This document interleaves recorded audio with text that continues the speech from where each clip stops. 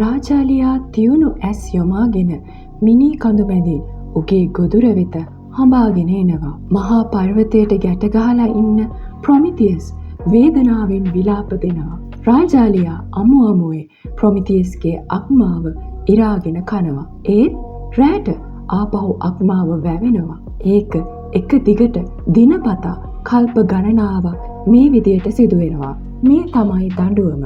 මිනිසුන්ට ගින්දර ගෙනත් දීපු ප්‍රොමිතියස්ට සිව්ස් හෙවත් දෙවියන්ගේ පියා දීපු දඬුවම. මිනිසාගේ පැවැත්මට ගින්දර එහෙම නැත්නම් බලශක්තිය අත්‍යවශ්‍යයි.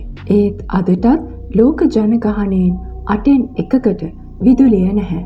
ලක්ෂ 25ක් තරම් මිනිස්සුන්ට අඩුම තරමේ කෑම උයාගන්න සුදුසු ඉන්ධනවත් ලැබෙන්නේ නැහැ. ඒත් බලශක්තිය මිනිසාගේ පැවැත්මට අත්‍යවශ්‍ය දෙයක්.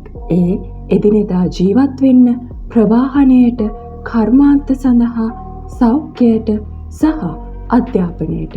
තිරසාර සංවර්ධන ඉලක්ක අංක 7. සැමට තිරසාර, පිරිසුදු, විශ්වාසතායි, ඒ වගේම නවීන බලශක්තිය.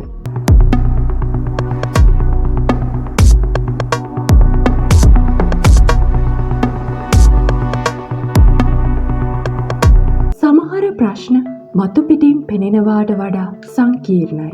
කෑම පිසගන්න අපිට ස්වභාවිකවම ලැබෙන ඉන්දර. ඒ කිව්වේ දර වගේ දේවල් බැලූ බැල්මට ලාභයි, වඩාත් ස්වාභාවිකයි කියලා හිතනවා ඇති. ඒත් ඇත්ත తত্ত্বය මීට සපුරාම වෙනස්. විශ්වාස කරන්න. COPD ඇතුළු ශ්වසන රෝග ඇති වෙන්න මූලික හේතුවක් දර භාවිතය. අවුරුද්දකට මිලියන 4ක් මිනිස්සු මේ නිසාම මිය යනවා. 45% ළමයින්ට නියුමෝනියාව හැදෙන්නේ මේ මගින් නිකුත් වෙන විෂ දුම නිසා. උපත් බර අඩු වෙන්න වගේම කැට්‍රැක්ට් වැඩි වෙන්නත් මේ දුම හේතු වෙනවා. මේ තවත් පැත්තක්. කාන්තාවන්ගේ කාලයෙන් 5/5ක්ම වෙන් වෙන්නේ දර හොයන්න. දර හොයන්න පැය ගණන් අනාරක්ෂිත කැලෑවල කාලය නාස්ති කරන්න සිදු වෙලා. ඒ අධ්‍යාපනයට, රැකියාවට එහෙමත් නැත්නම් නිදහසේ ඉන්න තියෙන කාලය. මේ නිසාම ලෝපුරා දහස් ගණනක් කාන්තාවෝ ළමයි ලිංගික අතවරවලටත් ලක් වෙනවා.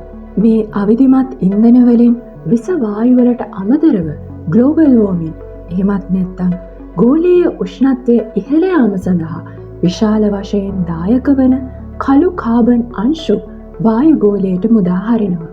ඒ වගේම වනාන්තර හානියටත් දර භාවිතය හේතුවක් වෙලා. සැමට ලබාගත හැකි තිරසාර, පිරිසුදු, විශ්වාසදායි, ඒ වගේම නවීන බලශක්තිය. ඒ තමයි අරමුණ. මේ නිකම් වචන නෙවෙයි. හැම වචනයකටම ලොකු තේරුමක් තියෙනවා. ඒ වගේම ඒ අර්ථයෙන්ම සපුරාගත හැකි මාර්ගසිතියමක් තියෙනවා. ඒ විතරක් නෙමෙයි. ඒ මාර්ගසිතියම කොතරම් සාර්ථකද කියලා මැල බලන්න දර්ශකත් තියෙනවා. විද්‍යාව හා තාක්ෂණය මිනිසාගේ දියුණුවට කරන බලපෑම හොඳටම පැහැදිලි වන්නේ මේ ඉලක්කයෙන් වෙන්න පුළුවන්. ඉතින් ඇයි මේ බලශක්තිය සැමට ලබාගත හැකි විය යුතුයි කියන්නේ? අදත් අවශ්‍ය නම් ඕනි කෙනෙකුට කැමති දෙයක් ලබා ගන්න පුළුවන්. මේ තමයි ලස්සනම කොටස. අදත් පුළුවන්. ඒත් මේ දේවල් ලැබෙන ගණනට වඩා නොලැබෙන ගණන ගොඩක් ලොකුයි. එහෙම වුණාම මිනිස්සුන්ට මෙතනින් ඉස්සරහට යන්න බෑ. එහෙම කියන්නේ නිකම්ම නෙවෙයි. විද්‍යාත්මක දත්ත මත පදනම්ව. ඒ විතරක් නෙවෙයි. මුළු මිනිස් සමාජයේ සතු ශක්තිය එළියට ගන්නත් බෑ. අවුව, වැස්ස, සුළඟ වගේ નિરાයාසයෙන් මිනිස්සුන්ට ලැබෙන්න ඕනේ දෙයක් තමයි බලශක්තිය. ඉතින් අදටත් විද්වතුන් මේ සඳහා වෙහෙස වෙනවා. බලශක්තිය ලාභ කරගන්න, එහෙමත් නැත්නම් නාස්තිය අවම කරලා උපරිම ප්‍රයෝජන ලබා ගන්න උපරිම උත්සාහයක් දරනවා. එතකොට මොකක්ද මේ තිරසාර? එහෙම නැත්නම් සස්ටේනබල් කියන්නේ? ඒ කියන්නේ අනාගත පරපුරට සම්පත් ආරක්ෂා වෙන විදියට අද දවසේ අවශ්‍යතා සම්පූර්ණ කරගන්න එක. කොහොමද තිරසාර බලශක්තිය වෙනස් වෙන්නේ? ඒ පරිසර, ආර්ථික හා සමාජීය බලපෑම අවම නිසා. සුළං, ජල විදුලිය, සූර්ය බලය, ජියෝතර්මල් එනර්ජි මේ සඳහා උදාහරණ. ඒ වගේම පිරිසුදු බලශක්තිය කියන්නේ පරිසරය අපවිත්‍රවීම අවම නිසා. 80%කට කිට්ටු හරිතාගාර වායූන් නිකුත් වන්නේ ෆොසිල් ඉන්ධන, ඒ කියන්නේ පෙට්‍රල්, ඩීසල් භාවිතය නිසා. නියුක්ලියර් එනර්ජි, එහෙම නැත්නම් න්‍යෂ්ටික ශක්තිය කොච්චර විශ්වාසදායී, ලාභදායී සහ කාර්යක්ෂම වුණත් ක්ලීන් එනර්ජි ගොඩට අයිති වන්නේ නැහැ. ඒ සිදුවිය හැකි පරිසර හානිය හරියටම තවම කිරලා මැනලා නැති නිසා. ප්‍රොමිතියස් ගින්දර ගෙනාපු එක ග්‍රීක දේව කතාවක්. ඒත් ලොව පුරා දියුණු මිනිස්සු අදත් එහෙමයි.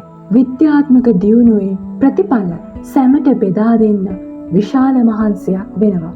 ඒත් නොපෙනෙන ගිජුලිහිනියන් අදත් ඔවුන්ව පීඩාවට පත් කරනවා. ඒ මිනිසුන්ගේ අග්‍රගණ්‍ය ජයග්‍රහණ දෙවියන්ට පමණක් සීමා කරන්න.